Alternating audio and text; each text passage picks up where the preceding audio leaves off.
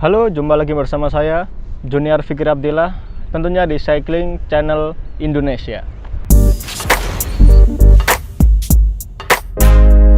Sepertinya memang sudah sangat lama sekali kita tidak membuat video tentang tips ataupun seputar latihan.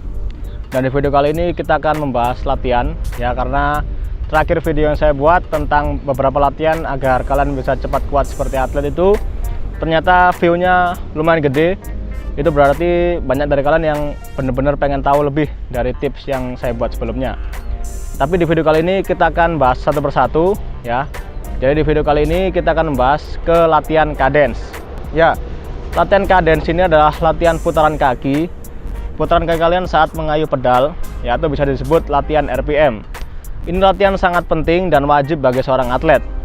Bagi kalian pun sebenarnya harus bisa latihan ini, ya, karena kebanyakan goeser di Indonesia, saya rasa kebanyakan belum tahu tentang cadence. Jadi saat goes, mereka hanya mengandalkan power.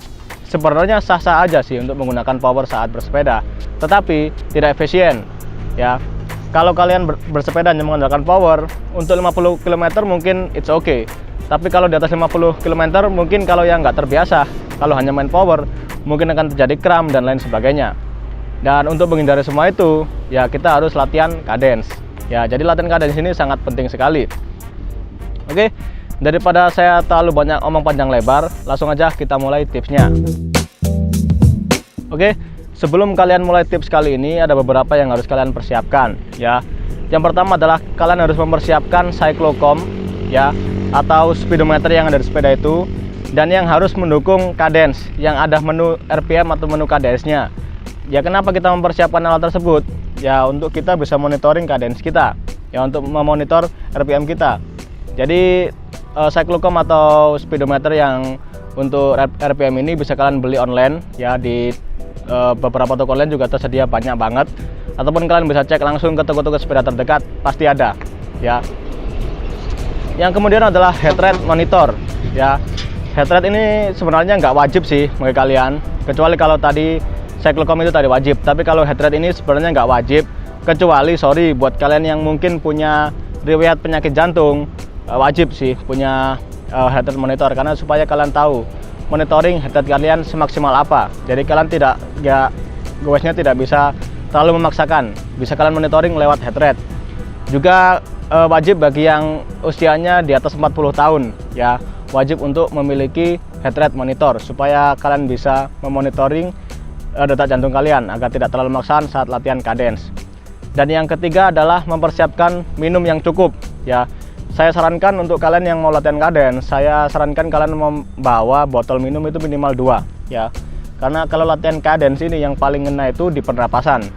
Dan pernapasan ini yang paling membutuhkan asupan itu adalah air, ya. Jadi energi yang paling diserap tubuh paling cepat itu air. Jadi kalau kalian latihan cadence, paling penting kalian siapkan air yang cukup. Saya sarankan 2 botol untuk latihan ini. Dan yang terakhir adalah sepatu cleat. Ini wajib, ya, buat kalian yang mau melatih cadence, kalian wajib harus memiliki sepatu cleat atau memakai sepatu cleat, ya.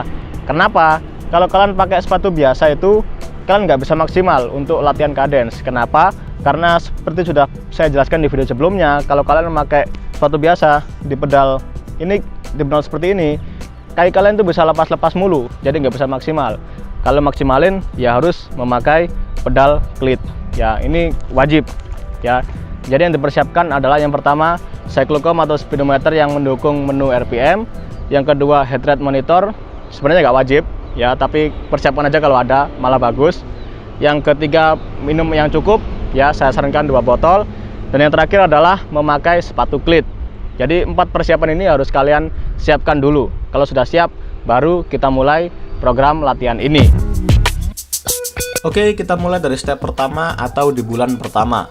Persiapkan posisi rantai pada chainring gear depan berada di gear bawah. Posisi gear sprocket belakang berada di gear ukuran 19.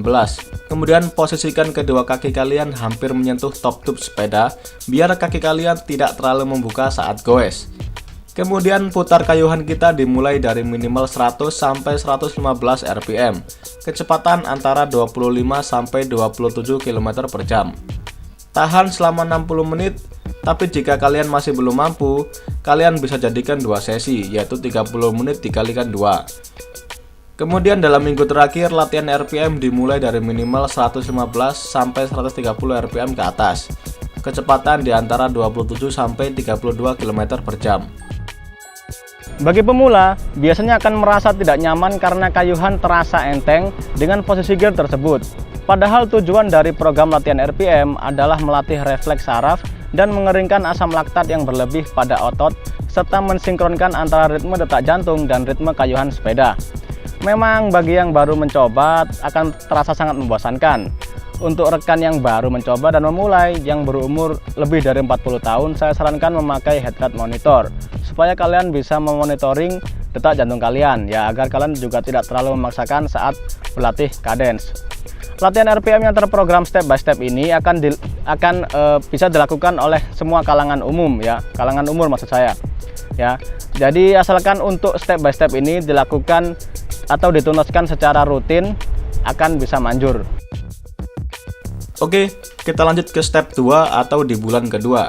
Jika kalian sudah mampu menembus waktu 60 menit non-stop dengan posisi gear tadi, maka pindahkan gear sprocket belakang pada posisi ukuran 23. Usahakan untuk mendapatkan putaran minimum 115 sampai 125 rpm ke atas dengan kecepatan 30 sampai 35 km per jam. Jika sudah terbiasa dengan kecepatan dan RPM dengan posisi gear seperti ini, otomatis otot kaki dan otot jantung kita semakin kuat. Jadinya kalian bisa melewati beberapa tanjakan dengan lebih enteng dan nyaman. Tapi, kalau kalian juga sudah menguasai teknik tanjakan yang benar. Lanjut ke step 3 atau di bulan ketiga. Jika sudah menembus program latihan step 1 dan step 2 dengan benar, maka saatnya kalian memasuki program latihan RPM step 3. Posisikan rantai sepeda pada chainring gear depan paling besar ya. Posisi sprocket belakang pada ukuran 19. Kayuhan dimulai pada minimal 100 rpm, itu pun terus naik secara bertahap dan jangan sampai turun di bawah 100 rpm. Tahan selama 60 menit atau jika kalian belum kuat langsung 60 menit, bisa dibuat 30 menit dikalikan 2 sesi. Step 4 atau yang terakhir yaitu di bulan keempat. Kalau latihan step 1 dan step 3 sudah kalian tempuh, saya yakin kondisi kalian akan lebih prima dan mantap. Saatnya untuk memasuki latihan RPM step 4 atau step yang terakhir pada program cadence CCI. Posisikan rantai pada chainring gear depan paling besar, gear sprocket belakang di posisi ukuran 23. Tahan minimal 100 rpm dengan kecepatan 33 sampai 38 km per jam selama 60 menit. Atau kalau kalian masih belum kuat, kalian bisa jadikan 2 sesi, yaitu 30 menit dikalikan 2. Nah, jadi itu tadi adalah program latihan cadence dari CCI ya. Program latihan cadence ini perlu 4 bulan untuk memaksimalkannya. Jadi saya sarankan kalian berlatih secara rutin dan santai, jangan terlalu memaksakan diri karena waktunya 4 bulan dan 4 bulan ini bukan waktu yang sebentar ya, cukup lama. Jadi kalian latihan ini saya sarankan seminggu 3 kali ya. Jadi misalkan 1 bulan ada 3 minggu, berarti kalian latihannya itu 9 kali. Jadi latihan 3 kali tiap minggunya ya. Bukan latihan 1 bulan 3 kali, tapi 3 kali tiap minggu. Kalian jangan sampai lupa, harus diperhatikan ya.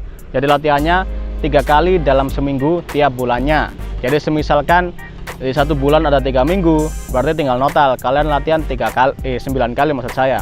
Ya, jangan sampai salah. Kemudian latihan ini juga bisa didukung dengan suplemen yang baik ya, karena kalian perhatikan ya, kalau memilih suplemen khusus olahraga, jangan suplemen diet ya, karena berbeda ya. Kalau suplemen olahraga ini memiliki zat-zat potasium yang aman untuk dikonsumsi oleh para olahragawan seperti kita. Jadi untuk masa ledakan otot itu bagus ya. Kalian pilih suplemen yang ada di apotek juga banyak kok. Kalau saya biasanya kalau latihan mengkonsumsi suplemen biasanya Parmaton, itu yang biasanya saya konsumsi ya.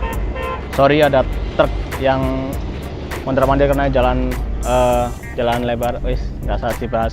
Oke, jadi mungkin itu aja sih yang bisa saya bahas di program cadence kali ini ya. Kalau kalian mengikuti semua program latihan yang saya sebutkan tadi, insya Allah cadence kalian akan baik. Jadi kalian yang sebelumnya tidak tahu cadence bakal tahu cadence ya. Oke, Saya Jurnal Fikri Abdillah beserta kru yang bertugas mengucapkan banyak terima kasih atas perhatiannya. Selamat berlatih dan sampai jumpa di video selanjutnya.